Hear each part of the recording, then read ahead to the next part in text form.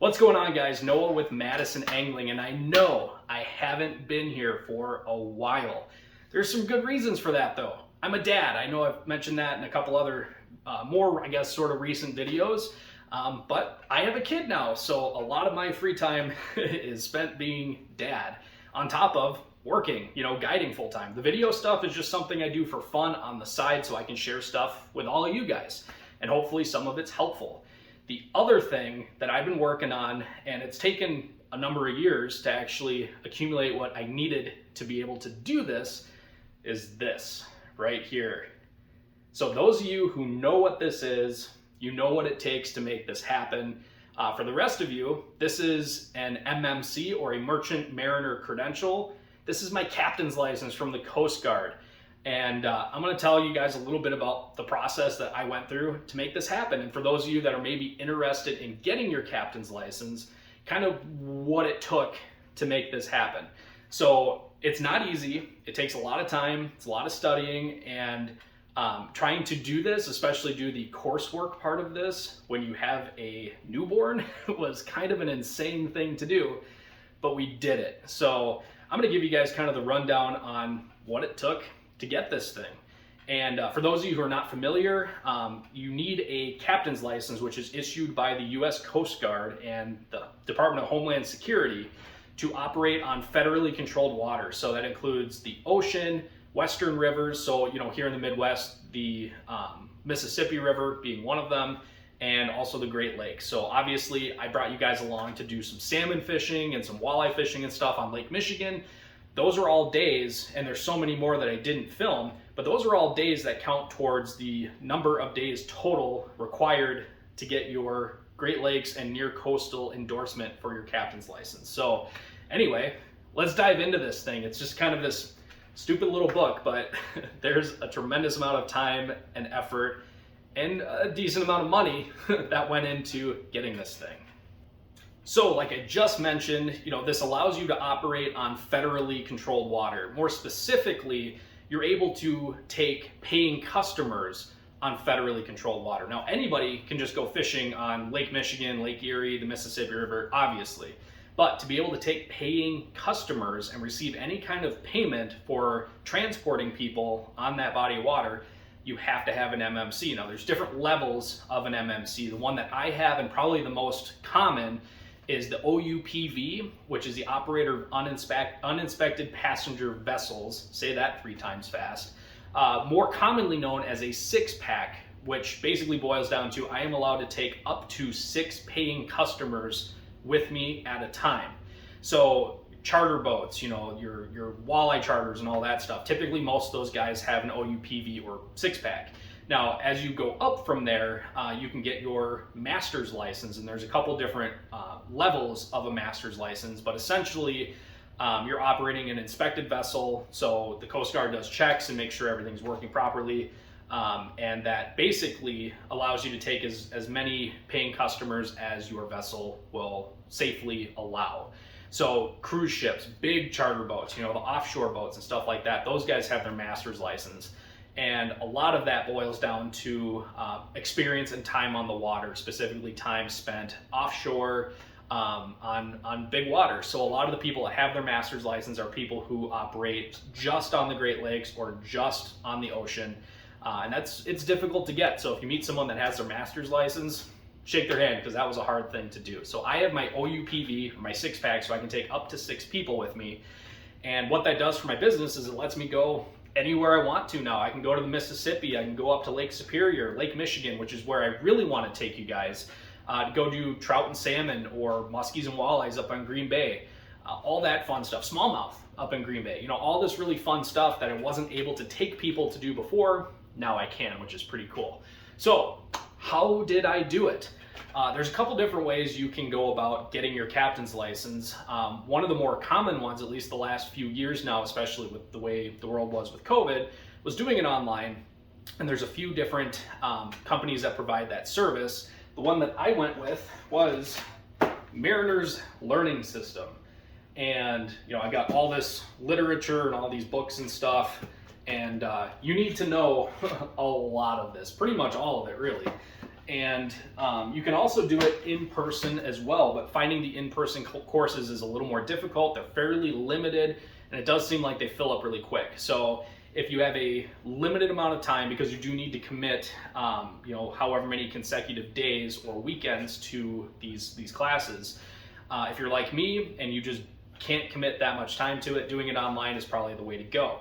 I will fully disclose right now though, I started this process a couple of years ago and I tried doing it online, and the problem was there was no accountability other than myself. So anyways, it ended up being something that wasn't really a priority at the time. I was too busy doing other stuff, or rather I didn't make it a priority, and I just kind of let it fall by the wayside, which was stupid. So this time around, I was totally committed to making this happen, and that's something that you need to be, is fully 100% committed to doing this. So to do this through the Mariners Learning System, which I actually very highly recommend, the second time around, the course was very different. There was helpful videos and all kinds of really cool stuff along the way that made explaining and understanding this stuff a whole lot easier, especially for someone like me that's more of a visual and hands-on learner, not so much I'm just going to read it out of a book kind of a learner. So highly recommend these guys, but you need to go into this being fully committed. You have to set goals, and it's really important that you meet those goals, because this is a pretty long process. And the course, the online course, which includes your final exam, which we'll touch on in here in just a minute, and that's the thing that a lot of people freak out about, it's about $500 or so, and I'll find out how much it is, and I'm going to have these guys linked in the description below. So if you're interested, please check these guys out. Not a sponsor of mine. I paid full price to do this, but I really did enjoy the course, and I learned a lot, and it was a relatively painless experience, but it's a ton of information. So the Coast Guard exam, which is the end of your course, is the part where a lot of people freak out. And honestly, I was pretty freaked out about it too, but what I really enjoyed about the Mariners Learning System process going through these courses was you have to take module exams as you go through the different sections. There's 4 sections. You have chart plotting, general navigation, rules of the road, and general seamanship, which includes knots and different types of vessels, power driven, all this different stuff. The rules of the road section and the chart plotting section are the 2 that you cannot screw up on. So for me, the chart plotting portion was 10 questions, and it's mostly word questions, word problems. You're at this point and this point, you have to learn longitude, latitude, all that stuff. You actually need to be able to, and this is the part where I think a lot of people get screwed up. I got 100% on this section because I thought it was really fun, but basically you're using nautical charts, like the real deal here, along with parallel rules and dividers and a calculator to figure out where you are, how fast you're going, and I mean, there's kind of a lot to this, and that's the section where I think a lot of people have problems. Now, I personally found it really fun. I kind of like word problems and things like that, and the map stuff I'm pretty familiar with, so that really wasn't a problem for me. But for my exam, it was 10 questions. You're only allowed to get 1 of those 10 wrong. You have to get 90% or better on the chart plotting section. You have to get a 90% or better on the rules of the road, and the other 2 sections, I believe, are 70% or better. So you cannot screw around with the rules of the road and the the navigation chart plotting portion of this. You really, really need to know that stuff. The worst part though of taking the exam was waiting. You don't get your results immediately. Yes, you did the exam online. They probably have those results instantaneously, but they do go through and review the footage, make sure you did everything properly, and they wait for that map that you use for your chart plotting, as well as all of your scrap paper that you wrote all your equations and did all the math on, before they give you the results. So for me, it was about 3 or 4 days or so, which was the longest 3 or 4 days ever, waiting to get my results, and boom, I got them, I passed. So that was pretty darn cool. So that was just step 1 of the process. All right, so step 1 is done, right? We passed our exam. You are not a captain yet. All that means is you passed the exam. Now you get to do all the super fun stuff, which includes getting your twit card. I'm sure someone's gonna zoom in on this. This picture is absolutely terrible, but basically this is issued by Homeland Security and TSA.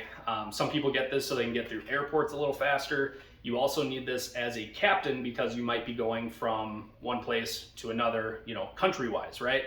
So, for example, going to Canada, you're on Lake Erie or Lake St. Clair, somewhere like that.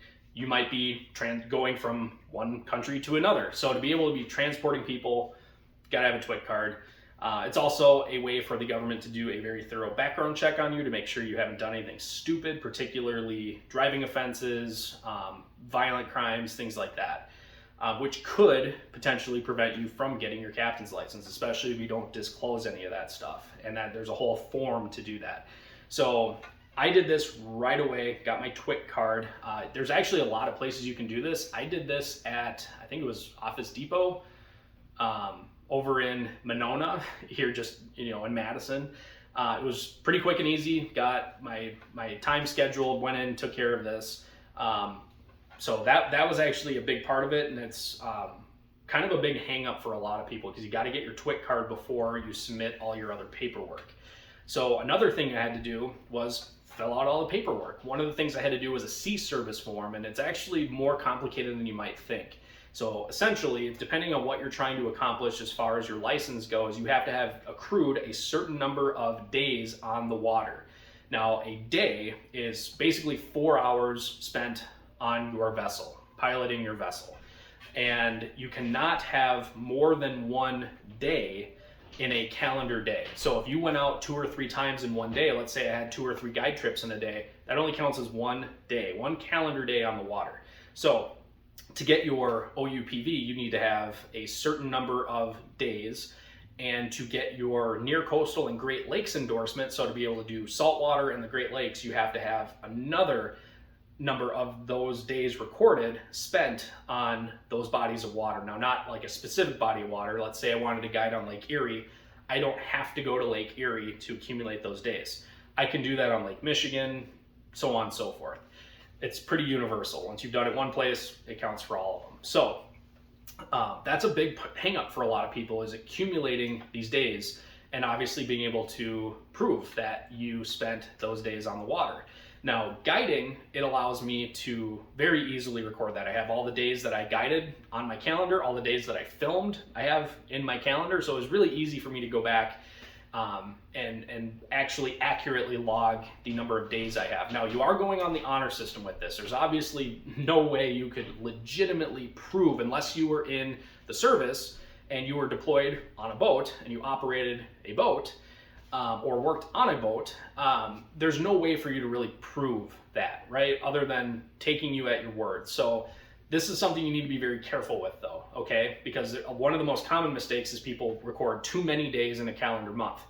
If you do that, your application gets rejected. You have to resubmit it, and that could be months potentially for you to go back through the process. So that's one small portion of this, is recording your sea service days, as well as proving that you own the vessel that you're reporting those days on. And if it was multiple vessels, you need to prove ownership of those multiple vessels over the course of however many years of days you are submitting to the Coast Guard.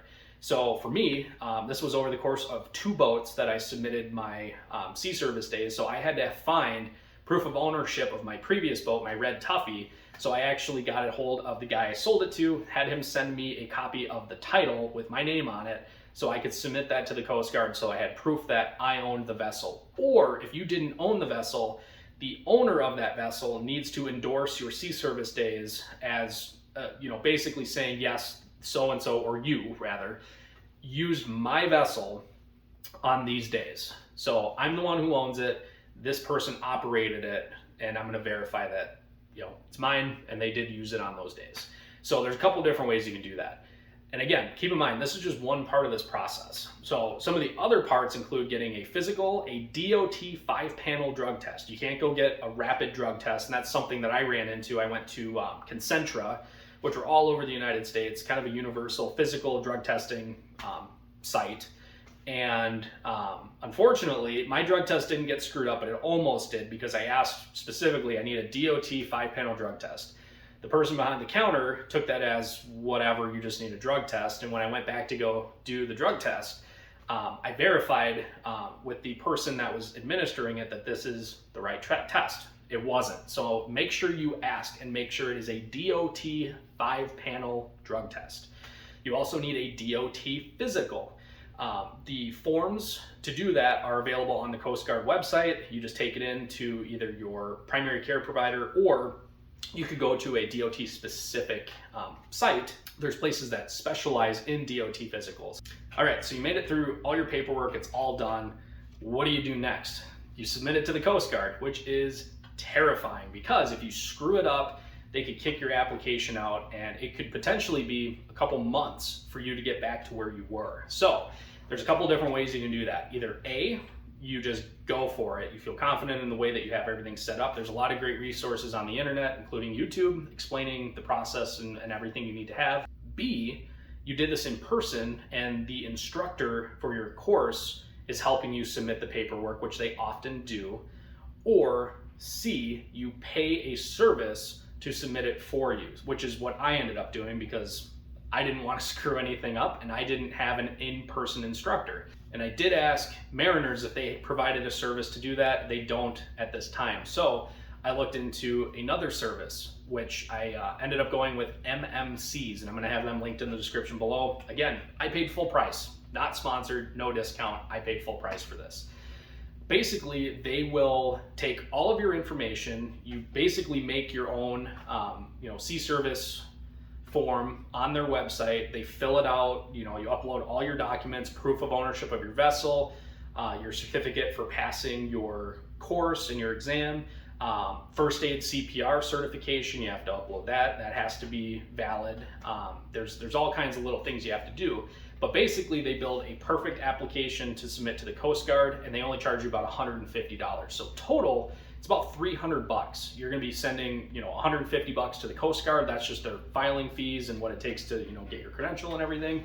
The other $150 goes to the service. So for $300, and you're already going to pay $150 of that anyway, you're paying them $150 to basically guarantee you a perfect application. Could it be rejected anyway? Yes, especially if you don't disclose any criminal history, at least anything that the Coast Guard would view as potentially not suitable for you to receive an MMC. So you could still get rejected, but it's not because of your application, it's just because of life things, right? There's other things that could prevent you from getting it.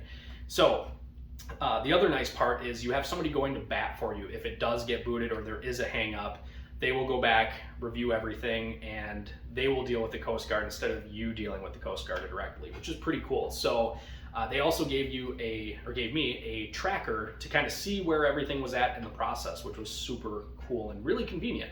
So it was kind of nice to know where everything was at when it was approved, when it moved on to the next section or next part of the approval process, and then obviously when it was issued, which was super cool. So I very highly recommend doing that rather than trying to navigate this yourself. Can you do it yourself? Yes, but MMCs made it so much easier and they were super quick. Anytime I had questions, they responded immediately. So very impressed with those guys. Again, I have them linked in the description below. Now, when your credentials are issued, they are not valid until you have this in your hand, as well as your medical card, which goes in the back of your credential here. And both of these are signed by you. So just because you get the email or you look on the Coast Guard website and it says valid, it's issued, that does not mean you can use this. You have to have this in your hand. You have to have it signed by you, as well as your medical card in the back of this. And you have to have this on you when you're operating, when you are using this. So don't jump the gun and think, oh, I'm good. I passed. They said I got it. It's valid. I can go. You need to have this in your hands. It has to be signed. You have to have it in your hands. Don't just go out and start guiding without this or taking people for boat tours or whatever. You can do lots of different things with this. You have to have it in your hand. That was probably the worst part for me, was knowing that everything was done, it was issued, it was on its way, and I had to wait for this thing to come in the mail. And actually it didn't take that long, which was pretty darn cool. They give you like a 3-week window in which this could show up at your house. And I had it in a few days, which was pretty cool, after being told that it made it through the process and we're done. So that is kind of the very short, I know this wasn't a super short video, but that's kind of the short version of what it took to get there. I mean, it's hard. You need to know going into this, it's not easy. It's a lot of work. It's a lot of red tape. It's a lot of steps. But if you do everything one at a time, especially if you go with one of these services that will kind of guide you along the way, it makes it a lot easier. And the thing to remember, especially with these online courses, particularly Mariners, they want you to pass. They want you to succeed. They over prepare you for it. They basically force you in all your module exams going through all these different sections to get a 90% or better just to move on in their own program. So they're over preparing you. They really want you to pass, and the resources available are amazing. If you have questions, anything's tripping you up, you can reach out to these people, and they're super quick to respond, and they're very, very helpful. And they take their time. You know, you don't feel like a burden when you ask questions, which I thought was really, really cool. So that is what I've been up to, guys. We did it. I got it. Got our captain's license. So what that means going forward is I'm guiding on Lake Michigan. I'm obviously still doing inland stuff, you know, Wisconsin River. I'm actually going to be guiding the Rock River here in southern Wisconsin. Believe it or not, that's actually something you need to guide the Rock River, which is kind of weird, but you do. So I'm going to be guiding the Rock River, Lake Koshkonong, Lake Michigan. You know, typically go out of Milwaukee, Racine, Kenosha, Port Washington, so trout and salmon, and Green Bay, muskies, walleyes, and smallmouth bass. So there we go, guys. The red tape has all been cut. We can go wherever we want to now, and I'm really excited to take you guys along for the journey. So thank you guys for listening to this tirade. I know this probably wasn't a super exciting video, but I just wanted to share my experience with you guys, because I'm sure there's people who watch this that have thought about getting their captain's license. And if you did get your captain's license, share your experience below. You know, everybody's journey through this is a little different, even though we have to accomplish all the same things. Maybe you got hung up. Maybe part of your application got screwed up or something. Share that below. Share that with people. Keep it real, right? So that's the kind of short and I guess not so sweet version of what it took to get my captain's license, but we got it now. And I want to say thank you to everybody, especially if you've made it this far in the video. Thanks for watching, but thank you to everybody who has helped me get to this point. You know, this isn't something I did alone. I had a lot of friends and family, my wife being one of them, who kind of kicked me in the butt the second time around here to make sure that I got this done, and was incredibly supportive, and, you know, made sure I had the time and, you know, space to make sure this happens. And obviously, you know, the time and money it takes to go and do this, to accrue these days, you know, to drive an hour to Milwaukee to go salmon fishing. It's, you know, it's a lot of money. It's a lot of gas. So it takes time. It's not cheap. Definitely couldn't have done it without my support group and, you know, and my friends, my family, and it's pretty darn cool. So definitely something I'm very proud of. It was a lot of work. I don't know, that means more to me than pretty much anything else I've accomplished as far as credentials in my life go. So pretty cool. So glad I could bring you guys along on that journey, and I'm so excited to expand my business and bring you guys with me to go do some really cool things on some really cool water. So that is this week's video, guys. Thank you so much for watching. Again, I have all this stuff linked in the description below. If you are interested, I highly recommend going with both Mariners Learning System and MMCs for the filing. Very happy with both of those services. So thank you guys so much for watching. We'll see you in the next video.